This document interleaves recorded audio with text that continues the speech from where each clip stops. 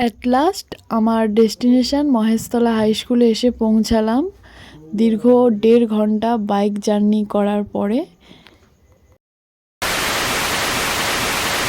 আপাতত আমি বেরিয়ে পড়েছিলাম বাড়ি থেকে 8টার কাছাকাছি সময়। যেতে হবে আমাকে বজবজের কাছে মহেশতলা হাই স্কুলে, ওখানেই সেন্টার পড়েছে। আমার ছিল আজকে মাদ্রাসার পরীক্ষা। উস্তি থেকে ডেস্টিনেশন আমাকে দেখিয়েছে 1 ঘন্টা 12 মিনিট। আমার যে ফ্রেন্ডসগুলোর ওখানে পড়েছিল ওরা সবাই তো আমাকে বারবার ফোন করে যাচ্ছে কিরে কোথায় কিরে কোথায়, কারণ ওরা বাড়ি থেকে খুব তাড়াতাড়ি বেরিয়েছিল আর ওরা গেছিল ট্রেনে করে, যার জন্য আমার খুব টেনশনও হচ্ছিল ঠিক টাইমে পৌঁছাতে পারবো কিনা। জানি পৌঁছে যাব, তবুও কেমন একটা ভয় লাগছিল। এটা সবারই হয়, আমার বলে কথা নয়। বারবার আমি ম্যাপ দেখছিলাম।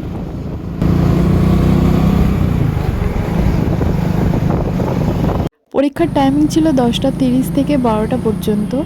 দেন ওখানে যখন পৌঁছালাম অলরেডি 9টা 50-এর বেশি হয়ে গেছে, সেজন্য আর ভিডিও ক্লিপ নিতে পারিনি। অলরেডি প্রায় সবাই ঢুকেই গেছিল। তো পরীক্ষার পরে দেখা হচ্ছে। 2000 years later. এই যে এখন চলে এসেছি সেন্টার থেকে, বাইরেই দাঁড়িয়ে রয়েছি। স্কুলটা দেখাচ্ছি, ওয়েট।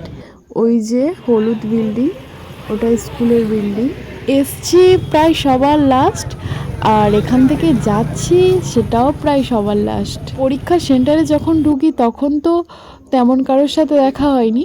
দেন পরীক্ষার শেষে সেন্টার থেকে যখন বেরিয়ে আসি দেখলাম আমার চেনা জানা অনেকেরই এখানে সেন্টার পড়েছে। আর তারপরে গেছিলাম ওখান থেকে পৈলান মন্দির। এর আগে আমি পৈলান মন্দিরে এসেছিলাম, কিন্তু এর কাছাকাছি থেকে চলে যাচ্ছি, সেজন্য ভাবলাম যে একটু ঘুরে যাই। ভিডিওটা এখানেই শেষ করছি।